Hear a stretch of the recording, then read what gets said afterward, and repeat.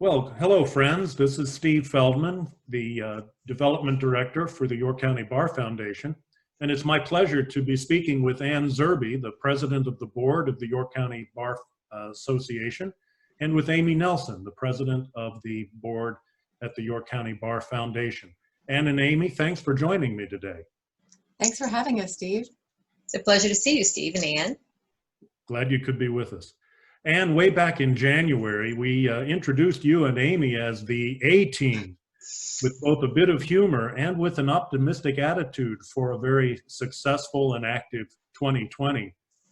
Instead, it's been one of the most disrupted and crazy years that I think we've experienced in our lifetime. How have you and the members of the bar been dealing with this crazy year? Well, the answer is, I think, together. We have leaned on each other and somehow managed to adapt to the new normal literally overnight. And like everyone else in our community, the biggest issues that lawyers and judges faced in 2020 was the triple pandemic.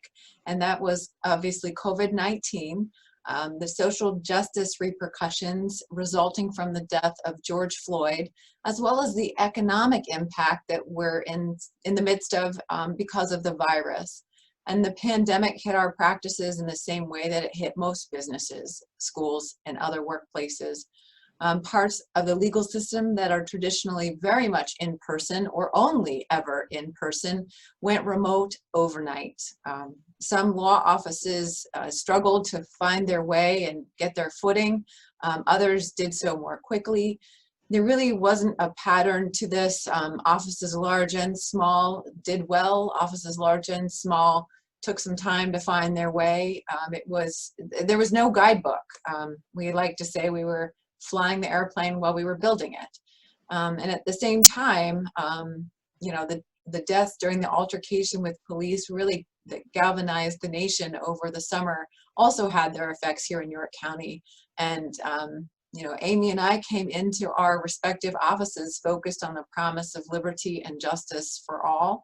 And our eyes have been opened, and through our diversity, equity, and inclusion initiatives, we've learned things that we probably should have known all along, that prejudice and inherent bias affect our members of color in profound and disturbing ways.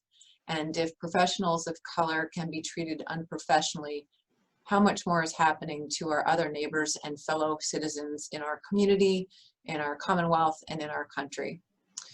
And in light of the triple pandemic, the foundation has been extraordinarily active as well. Don't you say so, Amy? We certainly have. The pandemic has changed not only the way we communicate and learn and respond to law-related community needs, but it really disrupted our entire community in ways we could not have anticipated. The foundation works with York County partners who faced financial disruption, staffing concerns, and the inability to reach their clients or serve their constituencies. Some have had to cut employees, shut down programs, but we have been able to keep our programs running, although it took a lot of creative thinking and a tremendous amount of work to figure out how to do it. I'm personally really grateful to the York County Bar Association and Bar Foundation staff for their flexibility and their dedication through this difficult time. My next question is really to both of you again. What has been the biggest challenge for each of your organizations, and how have you coped with it? Amy, let's start with the Bar Foundation. Well, Steve, one of the most challenging aspects of the pandemic has been the disruption of families. Work furloughs, and as we know, the resulting financial pressures, stresses around childcare and education, and the inability of families and neighbors to help get together has created a lot of stress. And we've seen that because it's shown up in increased protection from abuse filings, divorce, and other family law issues. Our Modest Means program has been flooded with calls, and our partners at Mid-Penn Legal Services and the Pennsylvania Immigration Resource Center are doing their very best to deal with these serious issues. We've been staying in constant communication with our community partners to try and make sure that we can direct our own limited grant-making resources to programs that can have the maximum impact and really help families through this difficult time. The other challenge, as Ann mentioned previously, has been racial justice. The Foundation and Association have been working together to find ways to positively change the racial inequities in our justice system. There is an internal aspect of healing ourselves, which the association has been working on, and an external aspect of ensuring that our community can trust the legal system to be fair and impartial and not prejudice someone in their case on the basis of the color of their skin or their accent. Ann and I have created a special task force to map out a strategy of coordinated action steps to tackle these issues head on. And what's been the biggest issue in your solutions for the association? I think the biggest issue that we faced was just keeping the justice system running. That was clearly the biggest challenge when we had to shut down in-person operations in the court and in our offices overnight. The Bar Association was critical to providing information and resources, as well as training on meeting platforms like Zoom for all of our members and to the community as well. Our CEO, Victoria Connor, and the staff have been hosting Zoom meetings to educate members and to share information with the community on local court and state level information. We hosted CLEs on the new laws and stimulus packages. Sometimes these things were changing literally day by day, even hour by hour. We also hosted some excellent CLEs on diversity, equity, and inclusion, including really open and eye-opening conversations with our members of color. We held committee and board meetings online and remotely. We've even held social events such as trivia nights remotely. We've been putting out our sidebar newsletter, emails by the dozens with new information, resources, updates, and ideas, trying to keep our legal community connected and keep everyone abreast of all of the changes that have happened in light of the pandemic.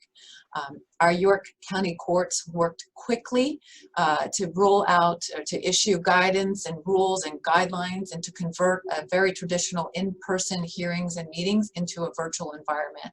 The Bar Association worked very closely with President Judge Adams and the entire judicial team, including judges, court administration, row officers, and many others, to share important information with our members and our community on how to conduct business safely and remotely in this brave new world.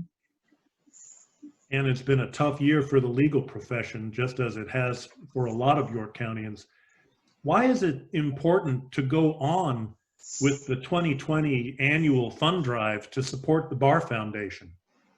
Well, the simplest answer is because the work didn't stop and the need increased.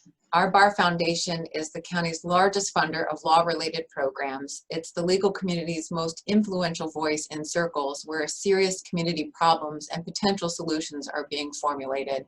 Our Bar Foundation is our flagship, and it's recognized by the York County's leaders as a clear-thinking, solution-oriented partner. The foundation brings to community problem solving what lawyers bring to their clients: thoughtful analysis, well-reasoned advice, and sincere concern for what the community needs.